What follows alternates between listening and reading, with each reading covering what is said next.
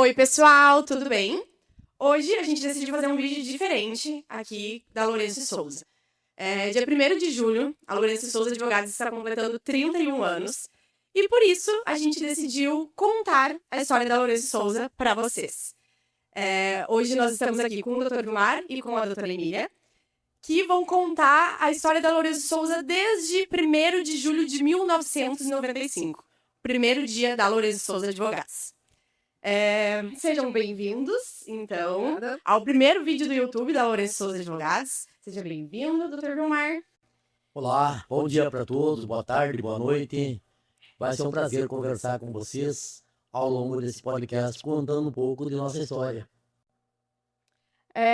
Bom, para a gente começar, então, acho que um pouquinho antes do escritório, eu queria que vocês contassem, brevemente, né, quem era o Vilmar e quem era a Emília antes de 1º de julho de 1995. Podem começar aí. Bom, então, já que tem que ser um curto essa história, né? Eu vou iniciar aqui dizendo que antes de 1º de julho de 95, eu me formei em Direito. Mas antes disso ainda, eu venho de uma família onde somos em 15 irmãos. Uma família onde foi construída com muita luta. Venho do meio rural, saí da roça já ali em torno dos 13, 14 anos e viemos para a cidade com um único propósito que o pai tinha. Ele dizia: eu vou deixar para vocês um legado, uma herança que ninguém vai poder roubar, e que é o estudo. E assim, com muita luta, conseguimos estudar. Venho para o Rio Grande do Sul, porque sou de Barracão, do estado do Paraná. Venho para o Rio Grande do Sul, então, em janeiro de 89. Dia 15 de janeiro de 89, eu aportei na cidade de Sapucaia do Sul, com um único objetivo: fazer a faculdade de Direito e voltar para minha terra. Porque lá eu já tinha um caminho ao qual eu entendia que seria próspero e lá eu iria seguir. Me formo, então, na Faculdade de Direito na Unicinos. Nesse período de 89 até a minha formatura, em 94, eu tive uma filha, que é a minha filha mais velha, a Kizzy Maria. E, claro, daí então já foi ter mais difícil para fazer essa faculdade, porque tinha filha, trabalho e faculdade. Mas nada me fez parar, porque eu tinha um objetivo. Eu queria me formar em Direito e ser um advogado. E assim, então, vem a história antes de 1º de julho de 1995. Essa história de 1º de julho de 95 a gente já vai contar ali, mas eu quero trazer um pouquinho antes a minha andança depois de formada. Quem sai da faculdade acha que, bom, me formei, estou com um título, passei na ordem, na minha época eu não precisava fazer a prova da ordem, tá? Passei na ordem, agora eu... Não é bem assim. Até porque a faculdade não nos prepara para a vida aqui fora. Ela nos dá só teoria. E muitas vezes, essa teoria, se tu não tiver tempo para se dedicar, em estudar e buscar de fato o conhecimento, é difícil. Então eu me formo em agosto de 94 e inicio com os colegas aqui em Sapucaia, mas decidi ir embora. Afinal, eu tinha um objetivo: me formar e voltar. Mas não deu certo a minha volta. Voltei, acabei não voltando para Barracão, eu fui para o norte do Paraná, onde eu tinha uns irmãos que moravam lá, e tentei lá. Primeiro eu fui em busca de emprego como advogada. Olha só a situação. Ninguém me quis, afinal não tinha experiência nenhuma. Saí de lá e fui para Curitiba. O pai estava lá num período de recuperação de saúde. Digo, vou tentar a capital. Também não deu. E aí abri um concurso público no Rio Grande do Sul para o Ministério Público e eu disse, vou fazer esse concurso e eu vou ser servidora pública. Que nada. Fiz o concurso, nem sei em que lugar fiquei, né? Porque não tive tempo para estudar para esse concurso. Afinal, eu tinha uma filha pequena que eu tinha que cuidar, que eu tinha que alimentar e que eu tinha que ter dinheiro para tudo isso. Então, essa é um pouquinho da história antes de 1º de julho de 1995. E a tua história? A minha história não é muito diferente da história da Emília, tanto na minha origem quanto na forma com que eu me envolvi com o direito. Não é tão sofrível quanto a história dela, a parte profissional, mas a parte de minha origem também. Sou de uma família bastante humilde, com muitas peleias, número grande de irmãos também, 13 irmãos vivos e 2 mortos, 15 no total, até nisso nós empatamos.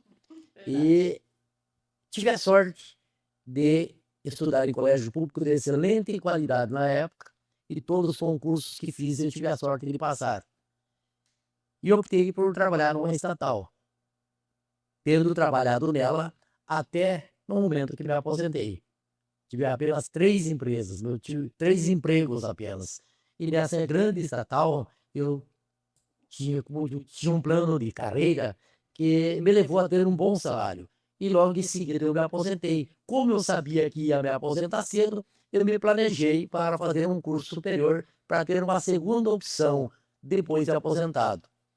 Então, me aposentei, formado, me planejei para me aposentar no ano de minha aposentadoria e exercer uma segunda profissão para ocupação, para não cair no ostracismo, e para buscar uma complementação de minha renda, mesmo pegando um excelente salário de aposentadoria do INSS, peguei o teto máximo, eu tinha que ter uma opção complementar para melhorar o padrão de vida após inativação. E assim foi feito. Só que o direito não saiu exatamente como queria. Montei uma equipe, não funcionou, 2 equipes, não funcionou, 3 equipes, não funcionou. Quando eu tentei a 4ª equipe, já tinha feito contato com a colega, aparece a Emília. Nós conhecemos no elevador, pois ela tinha trabalhado uma pequena temporada num escritório ao lado, no mesmo andar, onde eu tinha uma sala comercial e eu buscava atuar no direito como renda complementar.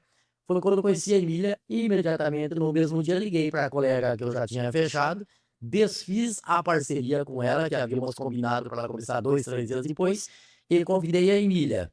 Aliás, convidei a Emília e desfiz a parceria com ela. E deu certo, deu certo. A partir daí entra o capítulo do sucesso de nós dois no direito. Foi tudo planejado, nada aconteceu por acaso. Planejamento, muito trabalho, respeito ao direito das pessoas que nos procuravam, independentemente do nível intelectual do cliente que nos procurava. Aliás, o cliente de nível intelectual baixo é o que mais dá trabalho para nós advogados. A ele devemos, e sempre atuamos dessa forma, dedicando mais atenção a ele, para fazer com que ele entendesse aquilo que veio buscar e que nós estávamos respondendo. O anseio, seja positivo ou negativo, a resposta dada ao cliente para aquilo que ele veio buscar, para nós era muito importante que ele saísse dali bem esclarecido. Tivemos isso nessa prática, e esses clientes se tornaram um grande cartão de visita ambulante, e a nossa ascensão foi muito grande. E dentro do nosso planejamento, que eu acho que merece até um capítulo à parte. Calma, a gente vai chegar aí. Ele tá indo muito pra frente já. Calma, a gente tá em 1º de julho de 95. Eu quero voltar no 1º de julho de 95. Eu quero fazer uma pergunta antes. Quantos anos vocês tinham, então, quando começaram a parceria? Porque tu tá falando aí que tu te aposentou.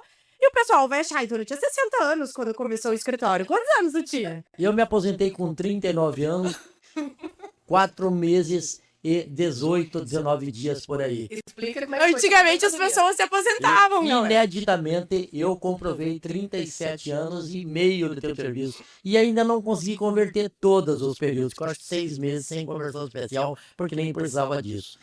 Por exemplo, é que eu sempre trabalhei. Meu nome é trabalho, sobrenome também é trabalho. Não é trabalho da Silva, não é trabalho, é trabalho do trabalho. Eu não conheci férias antes, até eu me aposentar, eu tirei apenas 2 férias integral. Então, o resto, quando a empresa não me deixava ou me forçava a gozar as férias, eu vendia minhas férias e trabalhava para algum colega que queria ampliar seu período de férias ou ampliar seus períodos de feriadões, era permitido na empresa. Então, eu trabalhava basicamente na média de 12, 14 horas por dia. Vamos voltar. A gente tá em 95. Eu vou, então, antes de 1º de julho de 95. Como eu disse, eu volto. Fui para o Paraná, nada deu certo e eu voltei. E tem uma frase também, eu gosto de trazer aqui também do meu pai.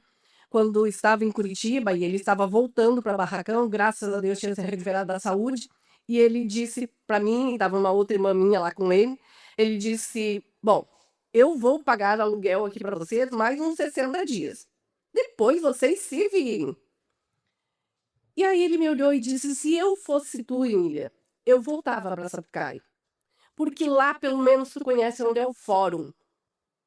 E lá tu tem onde morar, porque o pai tinha aqui um comércio aqui, juntamente com uma outra irmã minha, e tinha um apartamento ali onde eu morei durante todo o tempo da faculdade.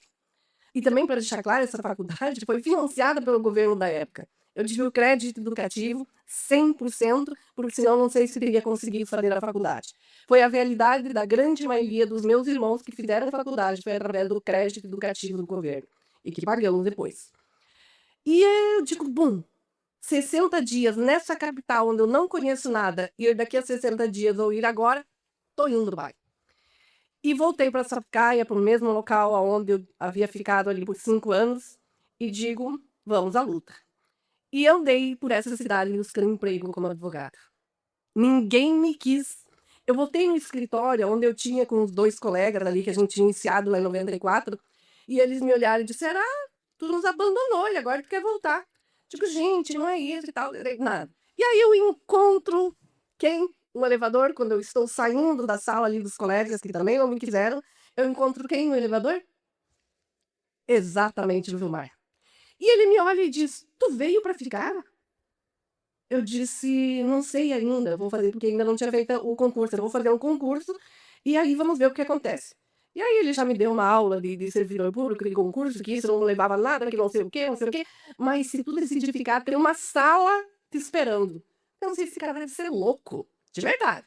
Se esse cara deve ser louco. Ele nem me conhece direito, a gente se cruzou aqui no mesmo andar, mas ele nem me conhece direito. Tipo, tá, vamos ver. E saí do elevador, fui embora e tal. E cheguei em casa e eu disse pra minha irmã, essa que tinha vindo comigo também de Curitiba para estudar, eu digo, Ju, tu não vai acreditar.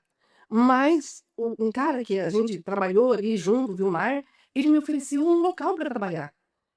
E eu não sei nada de direito, né? Como é que. Digo, bom, vamos ver, vamos pensar. Primeiro eu vou fazer esse concurso, depois eu vejo. Fiz o concurso, não passei. E aí eu disse no dia 22 de junho de 1995, no dia do meu aniversário, eu disse, eu vou lá conversar com ele. Eu vou arrumar um trabalho. Chego ali, no escritório do doutor Vilmar, chego ali, alguém me atende, e eu pergunto, doutor Vilmar está? E ela me respondeu, ele está, mas está em reunião. Tipo, tá bem, então eu volto outro dia. Só ouvi um grito lá na sala, pra Emília eu estou. Cara, aquilo eu digo, esse cara deve ser louco mesmo, ele deve ser louco. E já me chamou para dentro da sala, eu entrei, e aqui, quando é que tu começa? Tipo, como assim, quando é que eu começo?